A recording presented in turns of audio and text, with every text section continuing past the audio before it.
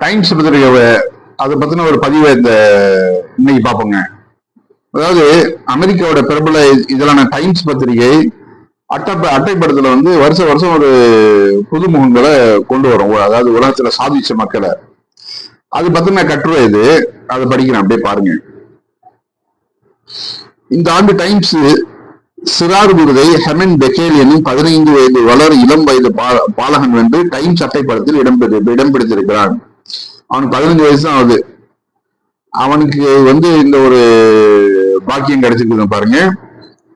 அந்த டைம்ஸ் பத்திரிகை 3 வருடங்களாக இந்த விருதை அறிவித்து தனது அட்டை பக்கத்துல சிறார்களோட புகைப்படங்களை வெளியிட்டு அடையாளப்படுத்துவதும் கௌரவப்படுத்துவதும் பாராட்டுக்குரியது. இத்தகைய விருதை பெற 9வது படிக்கும் இந்த இளம் பாலகன் செய்த செயல்தான் என்ன? 9வது படிக்கிறான். அவன் அப்படி என்ன செஞ்சுட்டான்? டைம்ஸ் பத்திரிகையில அட்டைப்படத்துல வர்ற அளவுக்கு அந்த விஷயத்தை பார்ப்போம். 2009ஆம் ஆண்டுக்கு செல்ல வேண்டும்.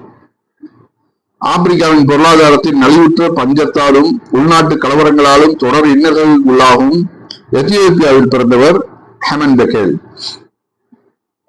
அவர் நாட்டில் மக்கள் வெயிலில் காய்ந்து பாடுபட்டு உழைக்க வேண்டியிருப்பதாலும் அதனால் சரும நோய்கள், குறிப்பாக புற்றுநோய் தோன்றுவதை பார்த்து வளர்ந்திருக்கிறார். தனக்கு பக்கத்துல இருக்கவங்க எல்லாம் அந்த புற்றுநோயில கஷ்டப்படுறதெல்லாம் பாக்குறாரு. அது காரணம் வெயில், பயங்கரமான வெயில். அது அந்த இடத்துல வேற எந்த ஒரு சேஃப்டியும் அவங்க பண்ணிக்கிறது இல்லை. அதெல்லாம் ஒரு ரீசனு. அடுத்த சில ஆண்டுகளில் அவரது பெற்றோருடன் அமெரிக்காவில் குடியேறுகிறார். அவரது 7ஆம் ஆகவை தொடங்கிய பிறந்தநாள் விழாவில் அவருக்கு வேதியியல் விளையாட்டு கிட் பரிசாக கிடைக்கிறது. அதில் உள்ள சோடியம் ஹைட்ராக்சைடு, சமையல் சோடா உப்பு, துவைக்க உதவும் டிடர்ஜென்ட் போன்றவற்றை ஊற்றி இரவு படுக்க போகும்போது படுக்கைக்கு கீழ் வைத்து விட்டு அடுத்த நாள் என்ன மாதிரி வினை நேர்ந்திருக்கிறது என்று பார்ப்பார். இந்த நிலையில் நோய் நிவாரணிகளை தயாரிக்கும் நிறுவனமான திரியம் இளம் ஆராய்ச்சியாளருக்கு நான் விருதை அறிவித்து அதற்குண்டான தகுதியான ஆராய்ச்சிகளை முடிவுகளையும் சமர்ப்பிக்குமாறு அளவுகோல் விடுத்தது. அந்த நோய்க்கு யாரெல்லாம் கண்டுபிடிச்சு கொடுக்குறாங்கன்னு அவங்க ஏலான் பண்றாங்க. ஹெமன் பெக்கேல் தனது சிறு வயது இயக்கம் கூடவே வேதியியலில் உள்ள ஆர்வமும் இணைந்து இந்த போட்டியில் பங்கு பெறும் முகமாக தனது ஆராய்ச்சியை செய்ய உந்தியது. இவர் ஆய்வுக்கு எடுத்துக்கொண்ட மருந்து இமிக்விமோட். எதிர்ப்பு சக்தி செயல்படும் விதத்தை மாற்றி அமைத்து அதன் மூலம் புற்றுநோய் செல்களை கட்டுப்படுத்தி அழிக்கும் தன்மை இந்த மருந்துக்கு உண்டு.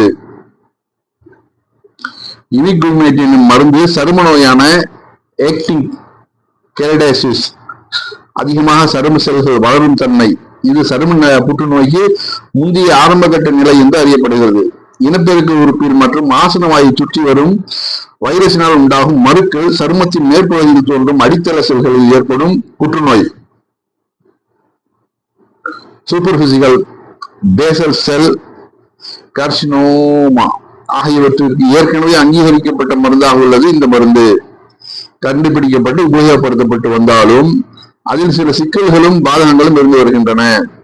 நச்சுத்தன்மை வாய்ந்த மருந்தாக இருப்பதால் தொடர்ந்து தினசரி உபயோகிக்க முடியாது. வாரம் 2 நாட்கள் தான் உபயோகிக்க முடியும். கிரீம் வடிவில் வரும் இந்த மருந்தை சில இன்ச்சுகள் மட்டுமே அளவில் உடலில் தேய்க்க முடியும். அதை தாண்டினால் நச்சுத்தன்மை தோன்றும். கிரீம் வடிவில் வருவதால் நோயாளிகள் தினசரி உபயோகிக்க மறந்து விடுவதும் உண்டு. இந்த மருந்தை பூசிக்கொண்டு வெயிலில் வேலை செய்யக்கூடாது. மேலும் வியர்வை நீர் பட்டால் பூசிய மருந்து வழிந்து விடும் வாய்ப்பும் இருக்கிறது. இப்போது ஹெமன் பெக்கேல் சிந்திக்கிறார். பால்டிமோரில் உள்ள ஜான் ஹிப்கின்ஸ் பிளூம்பெர்க் பொது சுகாதாரத்திற்கான ஆராய்ச்சி பள்ளியில் ஆய்வுகளை தொடங்குகிறார். இமிக்விமோட் மருந்தை மக்கள் எளிதாக பயன்படுத்தும், அதுவும் தினசரி பயன்படுத்தும் விதமாக மாற்றி அமைக்க வேண்டும். அதற்கு அவர் தினசரி குளியலுக்கு பயன்படுத்தும் சோப் பார் வயடி கட்டியை தேர்ந்தெடுக்கிறார். சோப் மூலம் உடலின் பாகங்களில் தேய்த்து குளிக்கும் போது நீர் பட்டால் மருந்து வடிந்து ஓடிவிடக்கூடாது. அதற்கு இமிக்விமேட் மருந்தின் மூலக்கூறுகளை நானோ துகள்களாக மாற்றி கொழுப்பு திரைகளுக்கு ஒன்றிணைத்து வழங்கும் போது இமிக்விமேட் மருந்து நீரால் கழுவப்படாமல் செல்களை ஒட்டி கொண்டு உள்சென்று வேலை செய்வதை எலிகளை வைத்து செய்த ஆய்வில் கண்டறிந்து வெற்றி பெற்றுள்ளார். இந்த சோப் செய்வதற்கு $1.5 குறைவாக செலவாகிறது என்றும் கூறுகிறார். இத்தகைய கண்டுபிடிப்பை அங்கீகரிக்கும் மூலமாக அவருக்கு இளம் ஆராய்ச்சியாளர் விருது வழங்கப்பட்டது. இவரின் இந்த கண்டுபிடிப்பு இன்னும் மெருகேற்றப்பட்டு பயன்படுத்தத்தக்க மருந்தாக மாறுவதற்கு இன்னும் சில வருடங்கள் ஆகும். எனினும் ஏழை எளியோருக்கும் எதிர்காலத்தில் பயன்படுத்தத்தக்க எளிய தீர்வை நோக்கி ஆராய்ச்சியை அமைத்து வெற்றி கண்டதால் அவருக்கு இந்த பரிசு கிடைத்ததில் உண்மையில் மற்றற்ற மகிழ்ச்சி. முதலிடத்தை பார்த்து 2ஆம் மற்றும் 3ஆம் இடங்களை மறந்துவிடக்கூடாது. நிகழ்வில் 2ஆம் இடம் பெற்ற 9ஆம் வகுப்பு சிறுமி ஸ்ரீபிரியா கல்பவி. அவர் இந்தியாவை சேர்ந்தவர். எல்லோரும் பயன்படுத்தத்தக்க தோலில் ஒட்டி கொண்டால் சுயமாக இயங்கி மருந்தை வழங்கும் சாதனத்தை கண்டுபிடித்தார். இதனால் எதிர்காலத்தில் ஊசிக்கும் மாத்திரைக்கும் தேவையில்லாமல் போகும் வாய்ப்பும் உண்டு.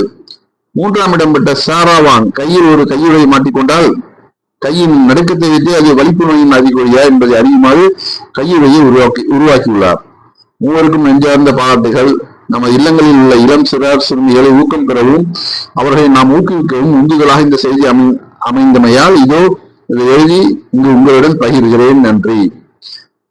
டாக்டர் ஃபரூக் அப்துல்லா, பொதுநல மருத்துவர், சிவகங்கை. அந்த டாக்டரோட பதிவு தான் இப்ப நான் படிச்சது. டாக்டர் ரொம்ப அருமையான ஒரு மருத்துவ கட்டுரை எழுதியிருக்கிறாரு. அதோட ரீசன் அதை பார்த்து நம்ம பிள்ளைகளுக்கும் ஆர்வம் ஊட்டணும், இளம் சிற விஞ்ஞானிகளை உண்டாக்கணும். விஞ்ஞானிகள் ரொம்ப ரொம்ப குறைஞ்சிட்டு இருக்கிறாங்க. இளம் விஞ்ஞானிகள் நிறைய உருவாகணும், நம்ம சமூகத்தில் உண்டாகணும். அதற்கு உந்துதலா இது மாதிரியான கட்டுரைகள் பயன்படும். அதுக்காக தான் அதை நான் அப்படியே காப்பி பண்ணி இங்க இதனை பதிவாகவும் ஏற்றி விட்டுருக்கேன். உங்களுக்கு தெரிஞ்சவர்கள்ட்டையும் ஃபார்வர்ட் பண்ணி விடுங்க.